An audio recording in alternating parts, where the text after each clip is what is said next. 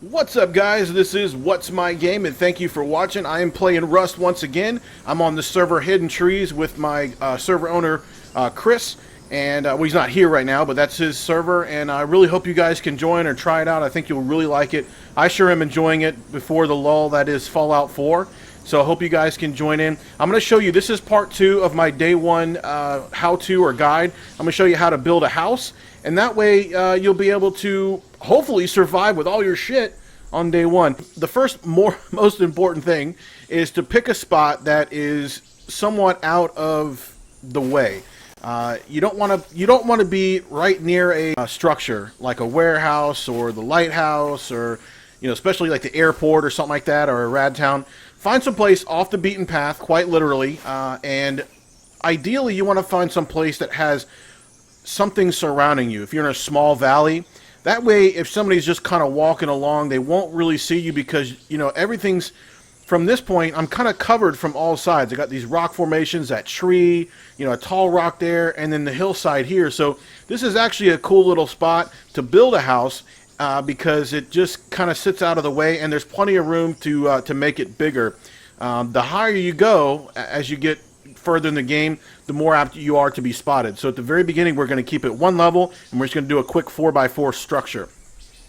You need to make yourself a building plan. It's very simple to make. You need one piece of paper, which is like 10 or 100 wood or whatever it is. It's very, very simple.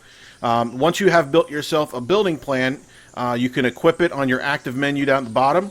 And I'm going to go ahead and get started. We're gonna make 4 squares here. And this is going to be the basis of our house. Some say a high house is good. I tend to like mine a little bit lower. It really doesn't matter. But we're going to kind of start somewhere in between. Maybe right here. You'll notice that red means you can't build and blue means you can. A lot of times when you think you can't build, it's just because you're too close. So you got to take a step back and voila, there you go. All right. So all I'm doing is pressing left click on the mouse, and that allows you to build the structure. Okay, now you got to decide where your doors are going to go, and if you've built your house a little bit above ground like I have, you're not going to be able to just step right into it. You'll have to jump. So I like to go ahead and build myself some stairs. Again, we're going to keep this resource friendly, but stairs really don't cost all that much. So we're going to go here and select the right mouse, and then there's a selection wheel here, and we're going to select stairs, and the stairs that we want are called foundation steps. And you can see they're blue, and this little spot here will be perfect. All right. So I'm just going to make one door, so there's only one spot I need to go up. Now what we're going to do is we're going to create some walls. Very simple. Select the wall. And at first when you build walls, they're going to look like, whoops, that's a mistake. Well, that'll be a good opportunity to show you how to fix that. But first, when you're building walls, they'll be made out of twig, and they will deteriorate overnight. So you must upgrade them right away. And trust me, you're going to want to, because the hit power on these are only 10. They have only 10 hit points. They can go down with, look at that. It's going down. Every other hit, it's going to go down basically a point. So to alleviate that, you want to upgrade them as soon as possible. So the upgrade material I would recommend right off the bat that you'll have available to you is stone. There's 3 different levels, actually 4 different levels of upgrade. After twig is wood, and I'll show you what that looks like. Wood looks like basically a log cabin. It's going to be nice and flat out front here. Okay, but on the other side, where's my door at? I didn't make a door. So this is a good opportunity to make a door then. So let's I think we can make the door here. Isn't that where my steps are? So what we'll do is I'll show you how to demolish. There's a couple ways to do this, but the easiest way is just use the hammer. Okay. So see how the outside of that is log? The rounded logs mean that's the right formation. That's what you want it to look like, because walls, and this is very important, walls have 2 sides, a weak side and a strong side. This is the strong side for wood, and this is the strong side for stone. I'm actually going to show you the difference on the stone, okay? You hear that pig? All right, so what we're going to do now is we're going to swap this around and actually upgrade it. Now, this is perfect. Now, this should be a great representation of good and bad.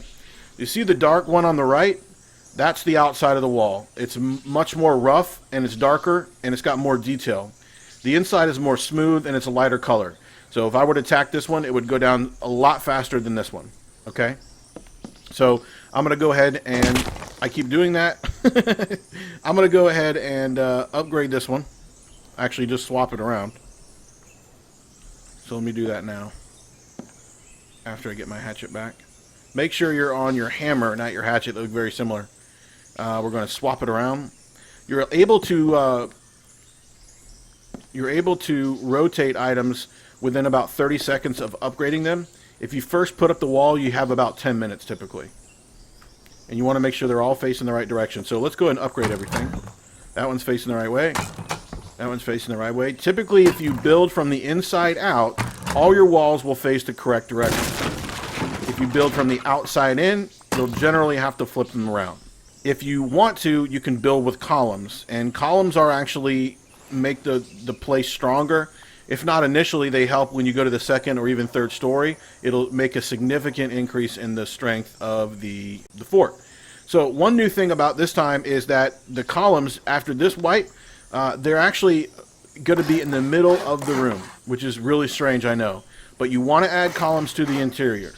All right? Before this wipe, literally an hour ago, the columns went on the outside of the house. And now they don't. Alright, so all those videos that you see people building columns on the outside, that doesn't work anymore. They all go on the inside of the house, okay? Or the inside of the square. So you want columns for support. Now you're going to upgrade the floor.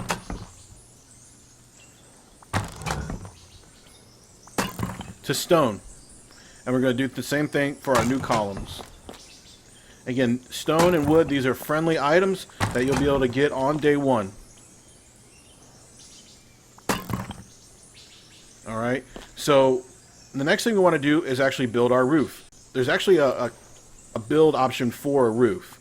The roof option is not the best idea, both structurally and for having a second story.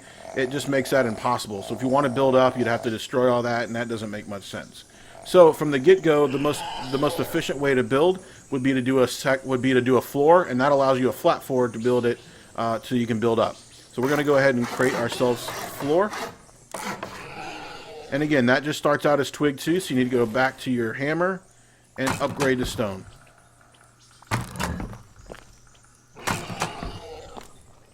There we go. So now that I've got all this upgraded, we're basically almost done with this. We need to create a doorway. You got to left click to select it. I always forget where the doorway is. There we go. And again, we built it from the inside out, so it should be the right direction, but we're going to go ahead and upgrade it. And then once you get the stone, you can easily see it's the right direction. Now the next thing and last thing we have to do, and probably the most important, because if you don't do it, you're screwed, is to build a door. You actually have to build a door to get this done. And the door is actually in another spot now. You actually go back to your inventory and you select the type of door that you want. Okay. In this case, there's an armor door. We'll go to construction, an armor door, which I happen to have all the materials for, a sheet metal door, and then there should be a wood door down here at the bottom, a wooden door. Okay. So wooden door is the very minimum. You need to at least build yourself a wooden door, and I'll build one just to show you what it's going to look like. Okay, so let's go ahead and build the wooden door. Just like the walls, there's a good side and a bad side on the doors, or a strong side and a weak side. Okay, so if you build it correctly, you'll see the Z structure on the wooden door on the inside of the door. That's the weak side. Okay, I highly recommend to go ahead and either find or smelt. You can smelt items at some of the locations on the map, specifically like the airfield. There'll be a furnace there. If you can make yourself some high quality metal from metal ore, then you can build yourself, what I recommend you do before you log out is build yourself a strong door made out of armor. Okay, so now I'm going to put in the metal armored door that I created. Okay, now that I've built a metal door, a reinforced door, I need a lock for it. There's two types of lock. There's a regular lock that requires only 100 wood. So if you're struggling on resources, which you probably are on day one, you can just put a regular lock on it. And this lock uses a wooden key, evidently, that it comes with, and you have to keep that key on you at all times. The problem with that is, if you die, they will most likely take the key from you unless you can find your body and they leave it there. So what that means is that if you die, you probably won't be able to get back in your own house. So it's highly recommended that you take those same metal fragments that you used to create this door, if you got this far, and use it to build a code lock. It's almost required. Basically, that's how important it is. Now that I've created the code lock, I can go on and put it on the door. I just select it in the menu, and then I'm going to back up just a little bit because I'm probably just a little bit too close. Then I'm going to place it on the door. Now the next thing you do is you actually open the menu for the door lock, pressing E, and you want to select the code that you want to use. Voila. Now that your code is put in, you can always open your door and close it without actually having to put the code in. You just press E and the door will shut and close, and you never have to put the code in. But what that means is that someone else will not be able to get in if they don't have the code. And that means you don't have to carry anything around with you by way of keys. So if you do happen to die, all you got to do is just come back in your house. You already know the code. I created a large box, but at the very minimum, I was thinking about it. If you wanted to save a lot of wood, you could go with a small or wood storage box. A wood storage box, not the small stash. You can go with a wood storage box, and that's only 100 wood. So instead of just, doing a large box, you can actually use this wood storage box, and it uses less materials than the large box I created. It doesn't require any metal. So to save you even more resources, you could go with this one, and that one's fine. So let's go ahead and put that in our house here. I slid it down to my inventory. I'm going to select the wooden box, and again, this is actually new to everyone. As about an hour or less ago, these columns are not where they used to be. So I'm probably going to set mine somewhere over in the corner to save as much space as possible, because you got a small room here, and it actually lets you go pretty far into the wall, which is kind of a trick. So you can set it, but in some cases I've seen it where you could actually open the box because it's on the outside of the wall. So just be careful not to do that. Okay, so there we go. I'm going to set it right there, and then what I'll do is walk up to my box, hold down E or just press E, and then I'm going to put everything I'm not going to be actively using in this box. That way all these materials will be safe and sound here in my inventory if something were to happen.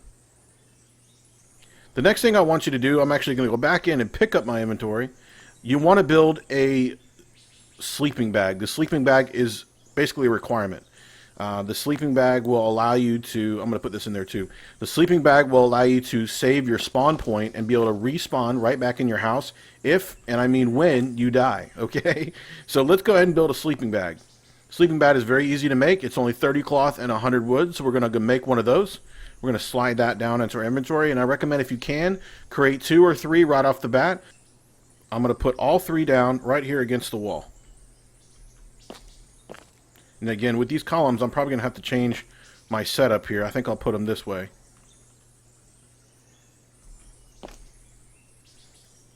Put them as close to each other as you can. Wham.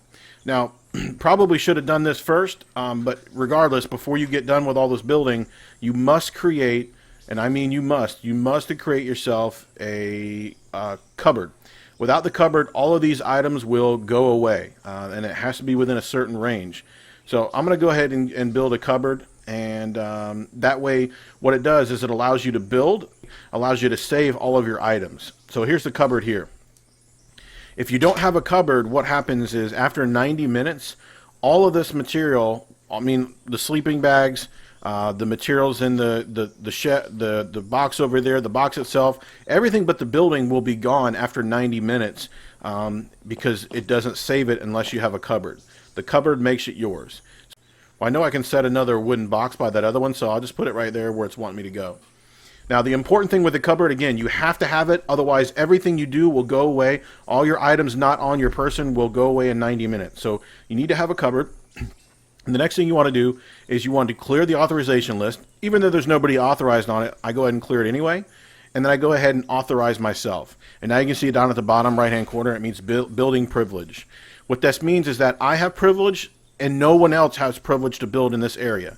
So there's a certain radius around the house, and I'm not sure if they just changed it with this update, but there's a certain radius around your house that no one will be able to build. So it's a must-have. There is no other way around it. Well, that's pretty much it, guys. This is a basic little structure. It gives you the sleeping bags for your spawn points so that you can, because you can only spawn a sleeping bag so many times before they time out, and then you'll be able to use the next one and the next one. So you can go in and actually rename the sleeping bags so you'll know what it is, and this is maybe home 1, okay? And then maybe, you know, home 2 and home 3 or what have you. You're able to keep all your stuff here, and once you get some more resources, you're going to want, probably the next most important thing you're going to want to build is a furnace, and we'll talk about that on the next episode. But that's basically it. Let's go out and check out our little cabin here. That just pushed me right out of the way. And there we go. We've got ourselves an airtight little cabin here. Once people start getting a hold of C4, though, these walls are going to go down with 2 C4. Okay, so we're going to want to upgrade that as soon as possible, and what we'll basically do is build out from here with a secondary set of walls, honeycomb style, using triangle foundations. And I'll teach you that on the next episode. But this will be good for a little while, especially if nobody finds it. And generally, a small base like this, a lot of times people generally don't care about. It's the ones that get really big and extravagant that they tend to draw attention to. So if you're kind of like me and you want to lay low profile, build yourself a small base like this. It's locked up tight as a drum. You don't have to carry a key around, and it's covered on all sides so nobody can even see it. So I hope you guys enjoy the video and the tips. There's a lot more to come on Rust. And don't forget, Fallout 4 is coming, and you know I'll be all over that. So hope you have a great day. Please smash that like and subscribe button for me. It really helps. This is What's My Game. See ya!